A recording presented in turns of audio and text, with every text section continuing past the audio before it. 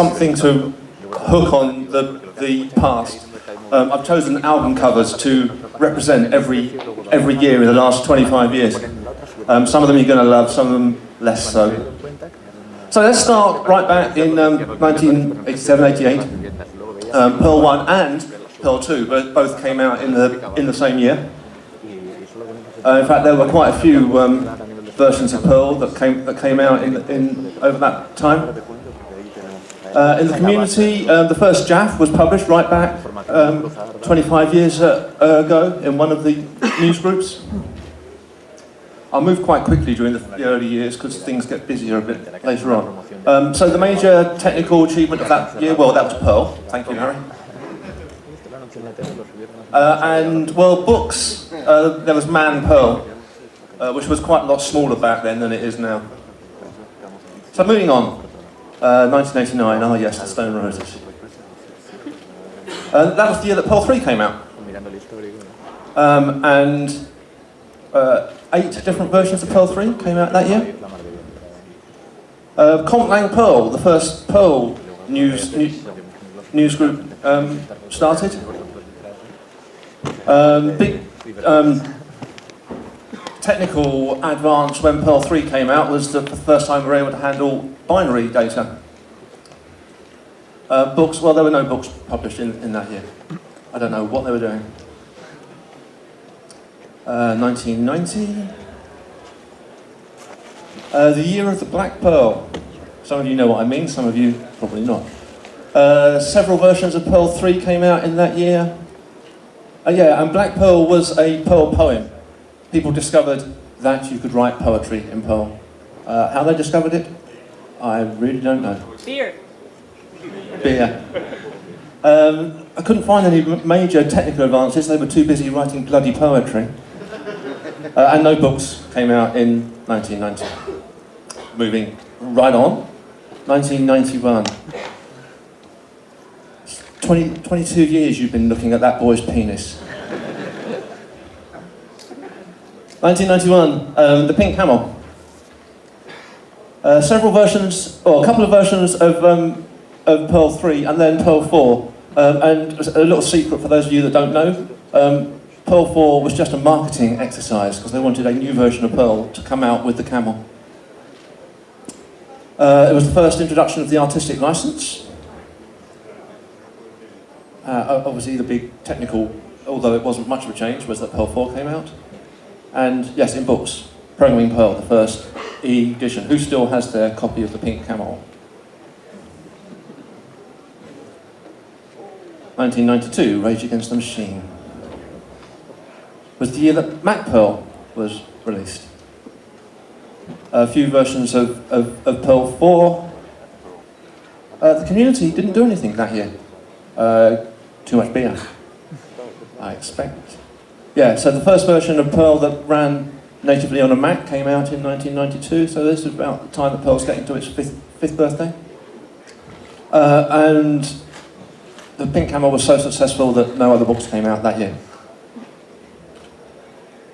1993, I don't know about you, but the Cranberries was all that 1993 was all about as far as I was concerned. That's when the Pink Llama came out. Everyone still got their copy of the Pink Llama? Yeah. Perl 4036, that's a famous Perl version. That was the version of Perl 4 that seemed to hang around forever. The Perl Pack Rats was a mailing list that got going in 1993. And it was the first appearance of CGI-lib.pl. And as I say, in the books, the first version of Learning Perl.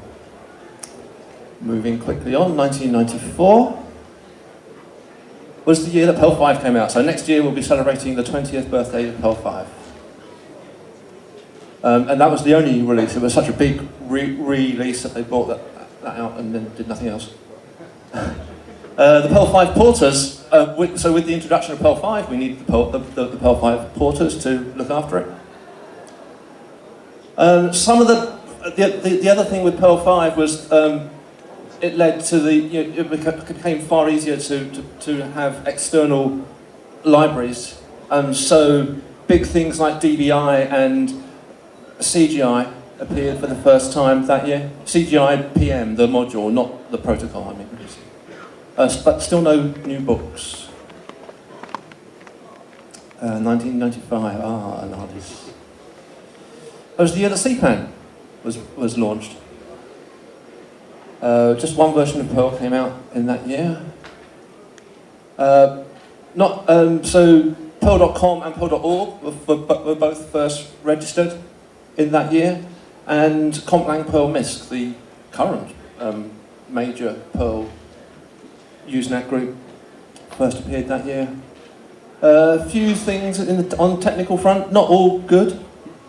So the CPAN, the first version of the Schwartzian transform, match script archive, but also the first versions of things like LWP and DVD MySQL. But still no books. Well, none I could find anyway. 1996, well, you were all listening to the Spice Girls. It was the launch of the Perl Journal. Lots and lots of versions of Perl, which, does that mean they were getting lots of things wrong? I think there was a big security hole in 5002. Oh, okay. And it took you a lot of versions to get it right? I don't know, I wasn't that active. Okay. Okay. Good answer. As I say, it was the first edition of the Perl Journal. A few other famous things that Mod Perl, PDL, first version of Test Harness, and the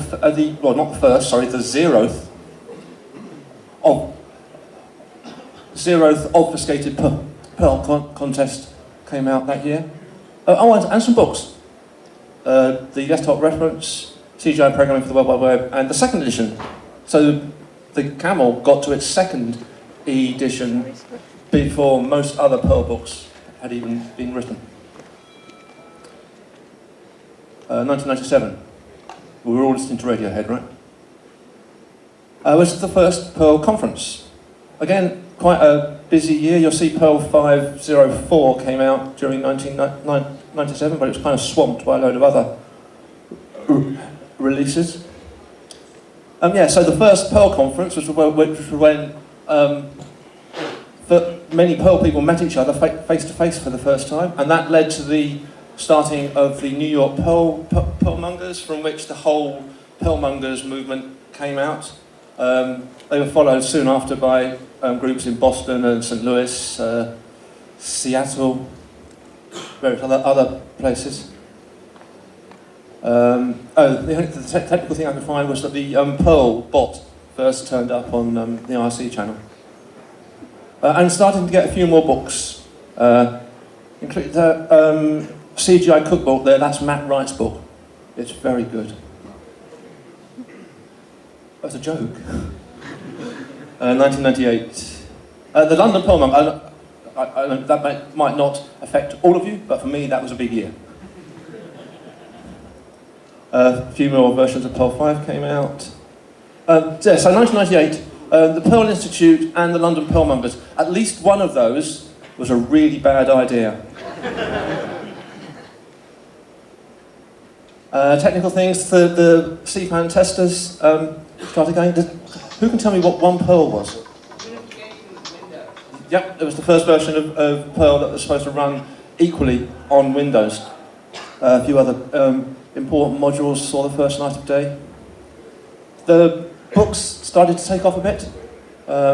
You can tell you're doing well when there's a For Dummies book.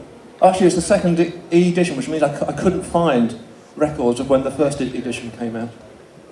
It was a freebie inside, the first edition was a freebie inside the Camel book, I think. For Dummies? No, sorry, the reference. The Perl reference was, yes. Okay, 1999. That was when the first Yahtzee happened. A couple of versions of Perl. The Perl Conference turned into OSCON. We let all the other open source people come in and play. The first Yahtzee, which happened in Pittsburgh. Thank you.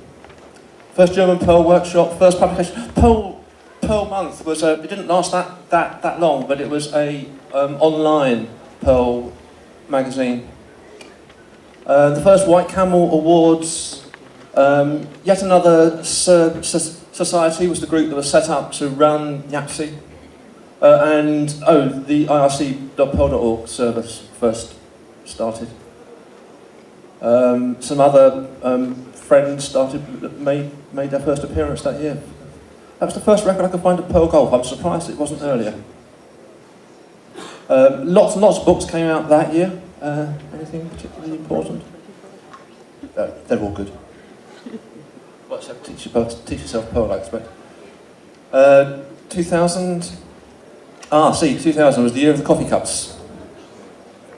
The only version of Perl came out was Perl 5.6 in the community. The first YAPC Europe in London. That went well. At the second YAPC in the US, in Pittsburgh, we heard the first lightning talks. Now the Python world had experimented with lightning talks earlier in the year, but it didn't really work for them. They needed too many significant pauses. Perl Monks, the first Perl Whirl, the first Perl Advent calendar. I was surprised that the first Perl Advent calendar was that early, actually. Technical, Perl 5.6, well, Perl 5.6 to Perl 6 was announced. People started thinking about testing in a different way. Active Perl first came out, and if you'll let me have another one of my own things, symbol proc sub first made it onto CPAN, the CPAN module that allows you to mistype your function name. Loads of books came out that year. A third edition of Perl for Dummies, 2001. It was the year that Damien Conway worked for us. Those of you that were around at the time might remember that we had a whip round and paid off his university, and for a year, well, actually it turned into 18 months or 2 years. He actually came and worked for us full time. Only one version of Perl that year. Use Perl was launched. Perl Monks and the Perl Mongers joined yet another society, and that became the Perl Foundation. It was the first year of the really silly YAPC auctions. It was the YAPC auction in Amsterdam, where we bid on the date of the London.pm meetings. Very silly. And Parrot was an April Fool's joke on April the 1st. Then actually Parrot became a real thing later in the year. 2001 was the first, it's the earliest that I can trace back Acme namespace. A few other things there that you see for the first time. Earliest release of movable type. And loads of books, too many books to fit on the page. This was almost hitting the peak of Perl books. Oh, look, there's Data Munging with Perl. Still a very good book. Smaller fun. 2002, the NMS project. A couple of versions of Perl. You'll notice that the second of those versions of Perl is a new version of Perl 1. I think, was it Schwern or Leon or someone like that? Schwern went away and recompiled it and fixed the errors that he was getting trying to compile Perl 1. The NMS project, the community went and rewrote Matt Wright scripts in something that looked almost like proper Perl. The first issue of the Perl Review. A few other good friends we see for the first time. Again, another load of books. 2003. Perl on new internal engine. Pony. Pony was going to ride in and save the world. Pony was an attempt, for those of you that don't realise, Pony was an attempt to rewrite Perl 5 so it worked on top of Parrot. The project never completed. Some more versions of Perl, that's Perl 5.8, and another version of Perl 1. But I think that was the last of those. I think they got bored of doing that. So in the community, yes, Pony, the Pony project was launched, and also ACT the software that we use to drive a lot of the Perl conferences first came out. The email project and the date-time project both started in 2003. Some great modules coming out of both of those projects. Not quite so many books, but still quite a lot, including the Perl Template Toolkit, which is still valid, still works with the current version of the Template Toolkit. 2004 was the year that Catalyst first appeared. Various versions of Perl coming out there. The Catalyst community was kind of the start of a new style where people were just handing out commit-bits to things a lot more easily. Yeah, so we saw Maypole and Catalyst that year. Still quite a lot of books. 2005, first version of DBX class. I'm going to move quite quickly because I know I'm running out of time. Panic Perl, I did a Perl Mongers census that year and counted the Perl Mongers groups. There's lots of them. The first YAPC Asia, now you think, this is big, what, we got 350 people here? YAPC Asia routinely gets 1,000 people. A couple of more interesting, I'd love to have time to talk about pugs, but I don't. Lots of books. 2006, that's the first version of Moose. 588, that's another of those versions of Perl, like 436, that just hangs around forever. But people on Red Hat will still know Perl 588. That's when the Artistic License 2 came out. We saw versions of Moose and Plagger. The book's starting to tail off a little bit. 2007, first version of Strawberry Perl. Perl 510, released on Perl's 20th birthday. A couple of community things, Perl Buzz and Foo magazine. Also the first version of Local Lib came out that year. Still a few books. That's the first of the Catalyst books, the one that's not quite so good. 2008, everyone listening to Elbow. The year that the Perl community started to take marketing seriously. Perl 589. The first QA hackathon at YAPC Europe in Copenhagen. Curtis Poe organised a marketing BOF. Let's talk about marketing, and 50 people turned up, and it got quite an interesting conversation going. The Enlightened Perl organisation was launched.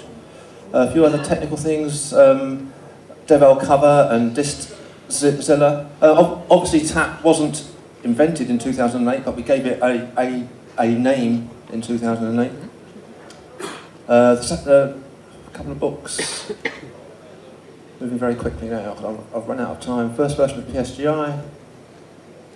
The first Sender newbie. Are the newbies from this year here? Yes. Yeah, hello. Perl Iron Man. Launching a couple of Perl websites. Oh, the new version of Perl.org when it actually looked like it was written in the 21st century for the first time.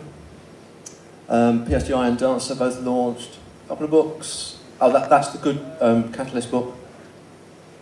Rakudo Star in 2010, Perl 512. That's when we moved into the annual release cycle. App CPAN Minus, Meta CPAN, Perl Brew, all these really cool things came out in 2010. A few books.